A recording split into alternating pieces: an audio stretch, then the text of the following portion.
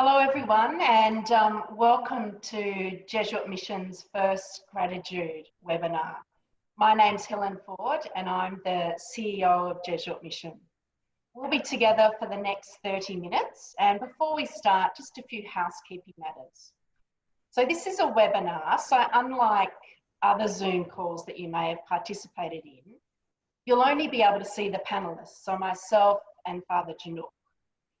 And you won't be able to see the other webinar participants. And sadly, I can't see you either, but it's good to know that you're here with us. Now, just because we can't see you doesn't mean that we don't want to hear from you. We're really keen. We'll have a section at the end of my conversation with Father Jinhyuk for questions and answers. So feel free at any time to use the Q&A function at the bottom of your Zoom screen to send in a question, and hopefully we'll be able to go through as many questions and answers as we can with our time restrictions. So let's get started.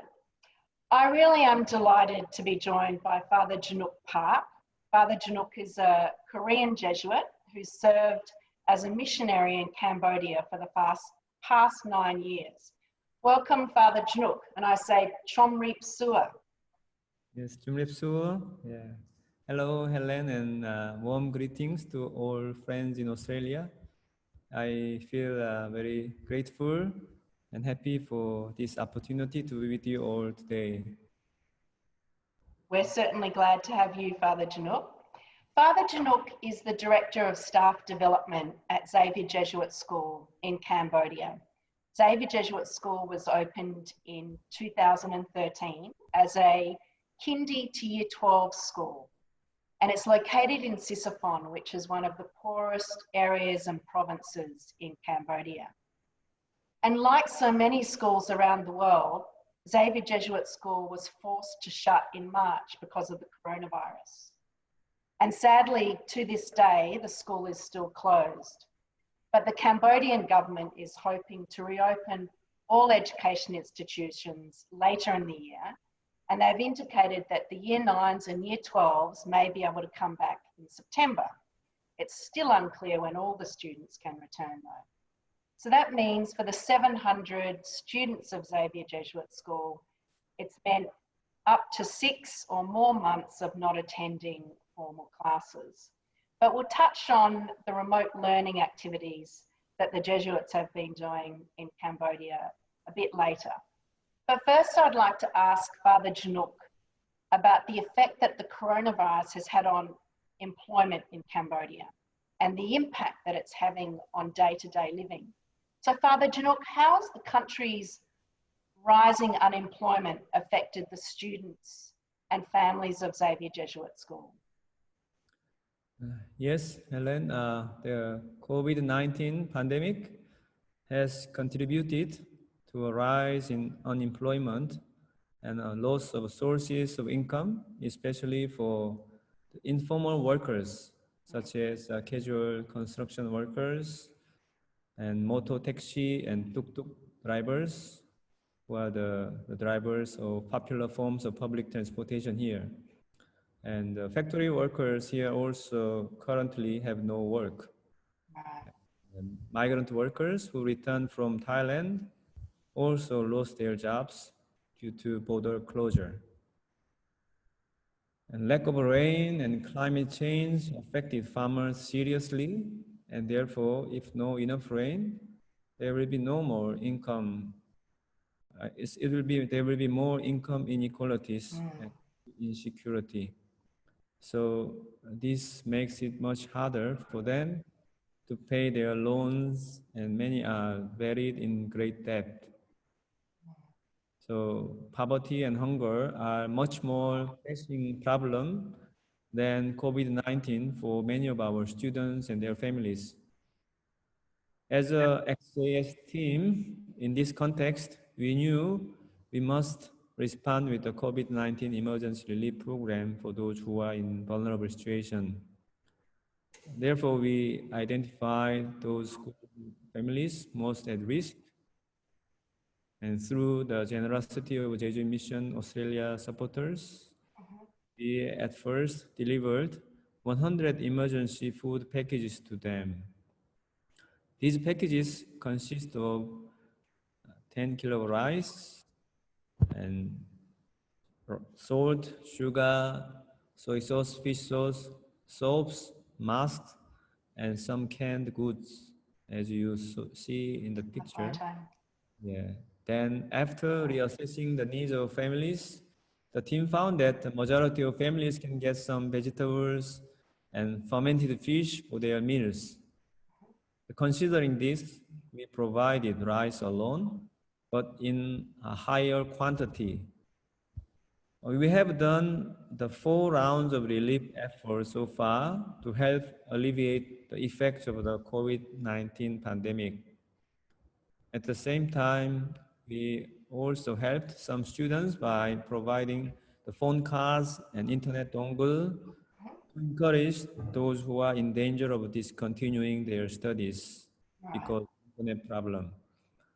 So since the impact of the pandemic will continue to affect those families at risk, we have also looked at different ways we can support the families with income generating activities through the making of masks, as well as setting up families to raise and sell livestock in collaboration with Jesuit Service Cambodia in Sisophon. So those who supported families have been very grateful for our support. I'm sure they have, Father Jinhyuk. Father Jinhyuk, I know you've personally been involved in delivering the emergency food parcels to a number of the Xavier Jesuit School families. And I know that you had been really deeply touched by the stories of 2 young scholarship students, which Jesuit Mission actually supports, Marty and Chandra. I was wondering whether you could share their stories and also your personal reflections on your interaction and encounter with them. Yes.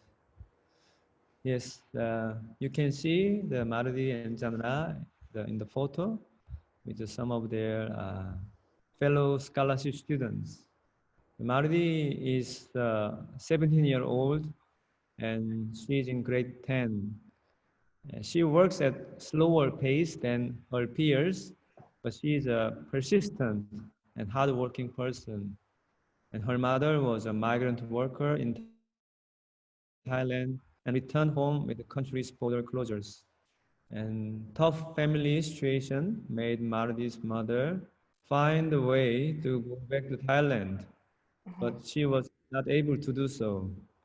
So in this situation, Xavier Jesuit School has supported Marty's family with the emergency food relief, as you can see in the photo. Yeah. After having heard all the mother stories, we also invited Marty's mother to join our chicken bank income raising project as a way of earning an income. And you can see the Marty and her mom in front of the chicken coop. The family raise free-range chickens and use them for food, and also they can sell them at the market. We felt really delighted when Marty's mom accepted our invitation to be involved in this project. In fact, because of her family situation, Marty also was considering going to Thailand to support her mom. Yes, her mother's decision to stay back at home with involvement in the chicken project has a direct benefit on Marty. First of all, she can continue her study. That's And good we news. felt, yes, so we felt so happy to see Marty smiling on her face. We can understand the meaning of her smile.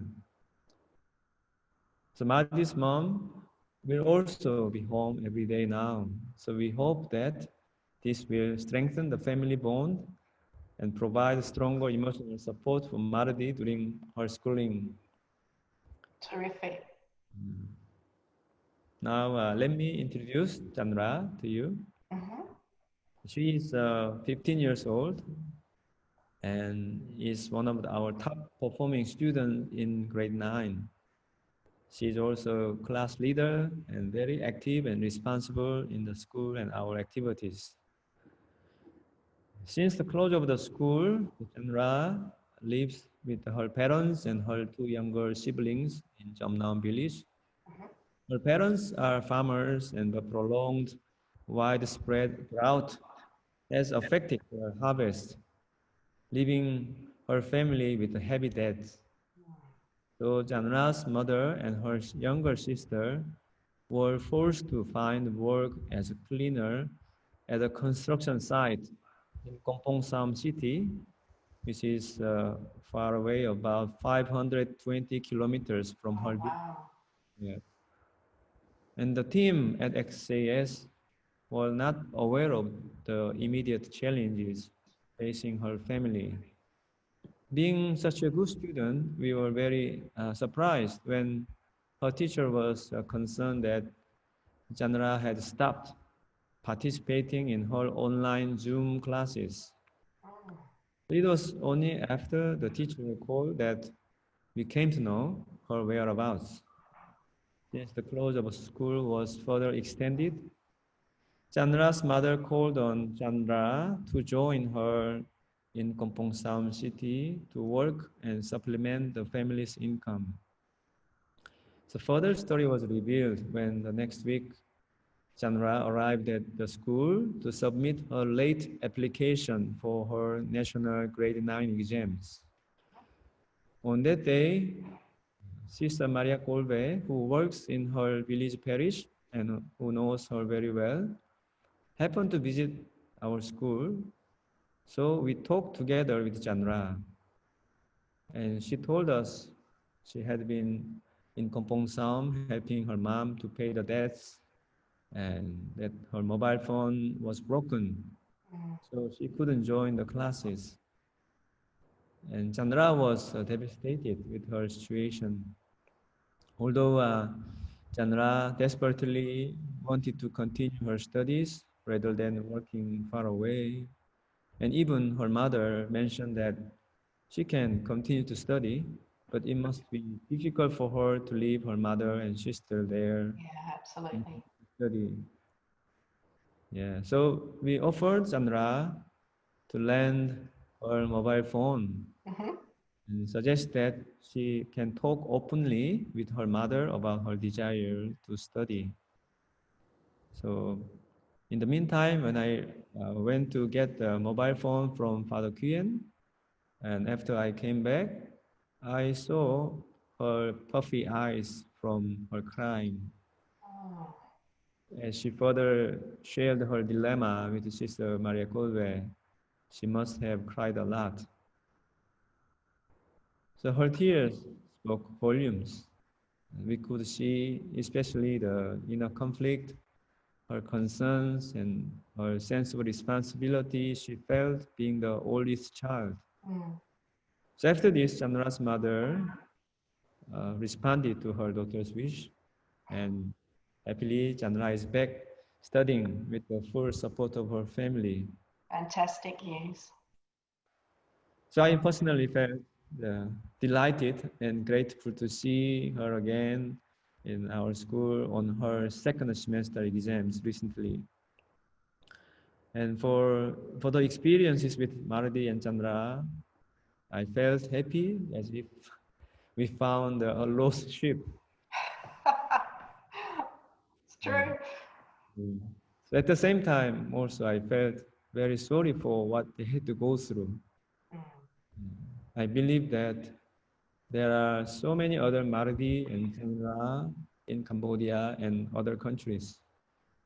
So their stories really show vividly how the closures of school lead to educational inequalities, mm. and that how this situation brings challenges to students from low-income families in continuing their education. So with your generous support, they can still continue to build their bright future. You also, all of you also enabled us to accompany our students more closely and continue to find ways to provide quality education for students. So I sincerely thank you for your solidarity with our students and their families and us here. Thanks, Father Jinhyuk. It's a real privilege for us to be in partnership with Xavier Jesuit School and to see the difference that all our supporters at Jesuit Mission are making in the lives of young women like Marty and Chanra. I'm just astounded by their spirit of resilience and courage, and it's very truly humbling. So I'm delighted to hear that both have been able to continue their education because of the interventions of Xavier Jesuit School. Just before we move on, I just might do another little reminder around questions and answers. We should be getting to those shortly. So if you have any questions that you'd like to pose Father Jinhyuk, please use the Q&A function at the bottom of your Zoom screen. So Father Jinhyuk, I was really excited to hear that with the school closure, the school, to use the term, pivoted and adapted to taking the lessons to the students in the villages. How have you done that, and what has the experience been? Yes, the school team, we knew that with the prolonged school closure, we had to find alternative and creative ways to teach and also for the students to continue their learning. Despite classroom lessons being replaced with the distance and e-learning, it has been challenges for both students and teachers to provide education in this online setting. We also discovered from the survey that about 50% of our primary school students have access to online. However, this internet-based learning was subject to poor network connection and high data expenses and lack of reliable devices. But fortunately, the last 2nd of May, the Ministry of Education allowed the maximum of 10 students to gather and study with observance of hygiene measures. So the primary school devised the program of bringing education to the areas where majority of the students do not have access to online learning resides. Right. So as you see in the photo, they were wearing all the masks. So in this process, the coordinators communicate with the village chiefs in identifying houses where the study groups can take place. Currently, more than 50% of primary school students, kindergarten level 2 to up to grade 5, and grade 7 of the middle school students are attending these study group sessions. Group sessions received a lot of positive feedbacks from both students and parents. They were so happy to see each other. I'm sure they were. So at the same time, with the help of mobile phones and Facebook Messenger, Telegram, and Zoom, yeah, we have been able to continue the learning journey for many students. Also, sometimes we deliver the worksheet to the students who live far away. Yeah. And in addition, for grade 8 to 10 students, we have provided online mind self-care sessions to support their mental needs in this COVID-19 pandemic. Yes. That would be really important during Yeah. this time. Yeah. Father Jinhyuk, it's fantastic to know that the school's using different technologies, but I did notice you mentioned Telegram.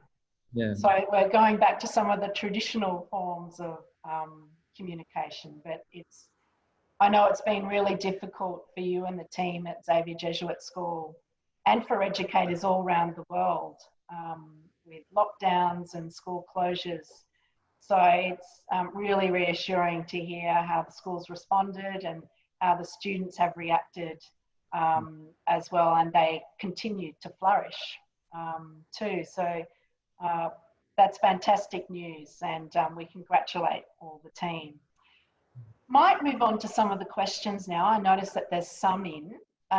We've got one question from Paul, and Paul says, thanks, Father, for a really informative presentation. I have two questions. Yes. For those people who are now unemployed, what is their main source of support?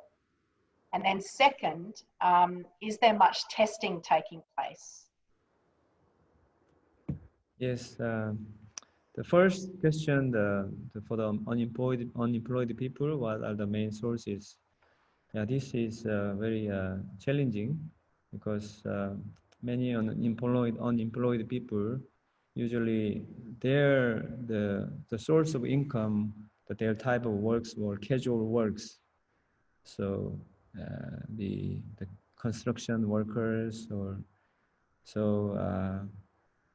they are really, I mean, trying to find the sources of income, but it is difficult. But now the situation here a little bit got better.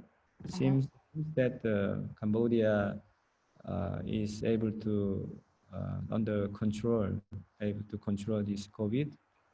But the testing the numbers, I'm not sure how many patients were tested, but so far as I know, the 255 cases were found, and I think almost 80%, more than 85% people were cured. Yeah. Right. Oh, that's good news. Yeah. Do you think that COVID-19 is actually more widespread than the number of cases that are being reported? We don't know exactly. Yeah. So but just from our experiences and information we gathered from local people, it seems that it is under control, especially in this area, the Sisphone area.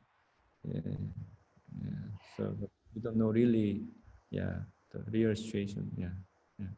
But it's a very low death rate as well in Cambodia, hasn't it been? Officially, no deaths. Oh, okay. Officially, yeah. Father Jinhyuk, we have another question from Ian, and he says, hi. Do all the students have access to the internet? No, I think as I said, maybe about 50%. Yeah. So that's why we have to devise the different ways. Yes. So not all of them, but also this. At one point, I was thinking whether I can get some donation for the second-hand phone and to distribute, but because of this COVID issue, and their students are stick to the phones, so sometimes they cannot control of time, and so it brings some unwelcome issues as well. Yeah. So I can't imagine learning maths on my mobile phone, but I suppose when there's no other option, that's what you do need to do. Yeah, actually the government also provided online education through the TV as well. But there are several people who do not have the phone, either TVs in their home. So it's the best solution is, I think, in my opinion, to reopen the school and to clear the hygiene measures and strict measures. But many public schools, it will be very difficult because in one classroom, maybe sometime 50, almost 50, so it's too many people. It's difficult to maintain social distance. Yeah. So challenge.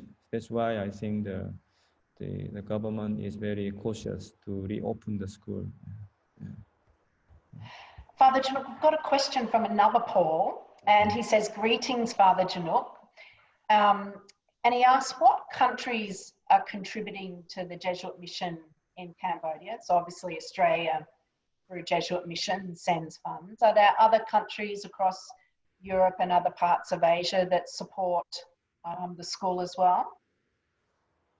As far as I know, the many countries has supported Xavier Jesuit School, including Australia and also Korea, and even this the building from Germany, and I think from the Europe as well. Yeah, this question maybe Father Kuan can answer better than me. I know that you're right, Korea and some of the other Jesuit missions in Yeah. Europe support different Jesuit works in Cambodia. Yes. Paul also asks, Marty and Chandra students that are on scholarships or bursaries? Yeah. Yeah. And how do you qualify for a scholarship at Xavier Jesuit School? Okay, so we have the selection criteria, and we have a collaboration with the Jesuit Service Cambodia, which is a NGO, our mother NGO, but we have branches. So the CM RIP, and she's born in Battambang. So they have outreach work. So they have a educational project. So they have a direct access to the students who are in poverty and also difficulty. So they recommend, and then they have a placement test. And then after the right procedure, we have the interview and we select. Also, we collaborate with the parishes in Battambang, Battambang Prefecture. So the parish priest also recommend students have a capacity, also who are very much involved in church activities, and also who are very poor. So those are selected. Also, they come have a placement test and interview, and then in collaboration with them, both with the parish priest and the Jesuit Service Cambodia educational team, finally the school, and decide together. And then, yeah, this is the procedure. Yeah. Right.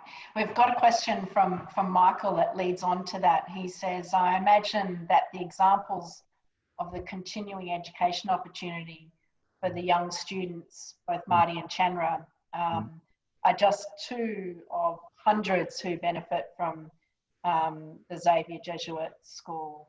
Do you know, Father Juk, how many students are on a full scholarship? Full scholarship here. Yeah, we have at the moment 54 students who are Okay. who are as a scholarship student, and they stay in the school.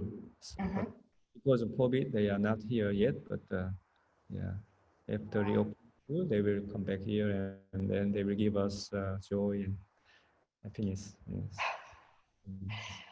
I've got a few more messages here, not many from some females, but Susan does say, thank you very much for your presentation. There's a message from Andrew, and he says, great to hear from you, Father Jinhyuk.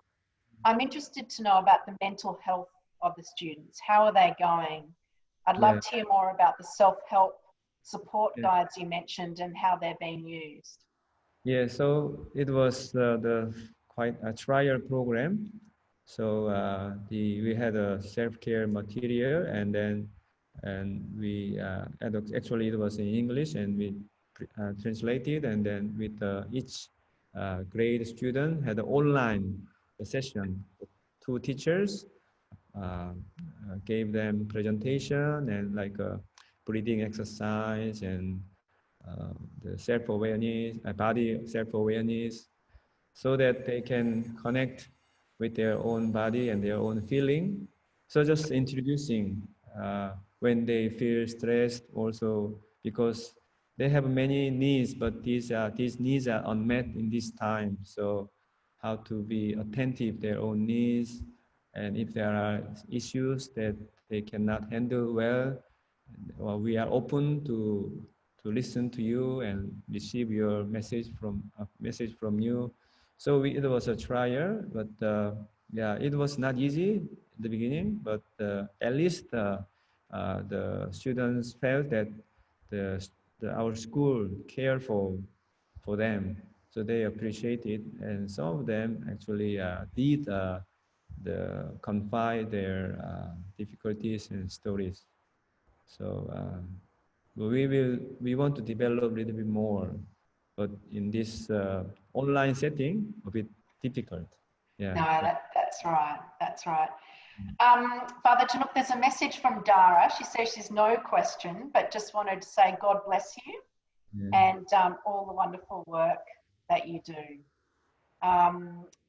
It's a message from Andrew that says, Father Chinook accompanied me to India and offered, Andrew, do you know who I'm talking about?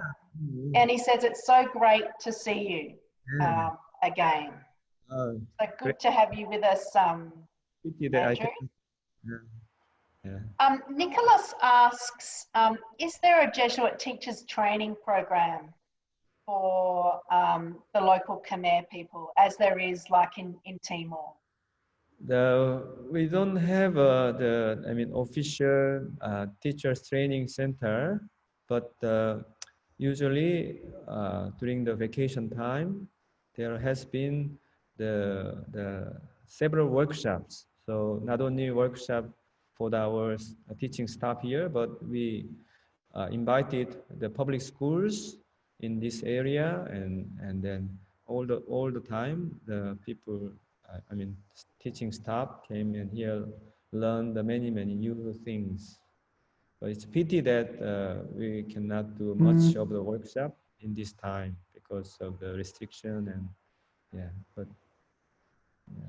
we hope that we can do more.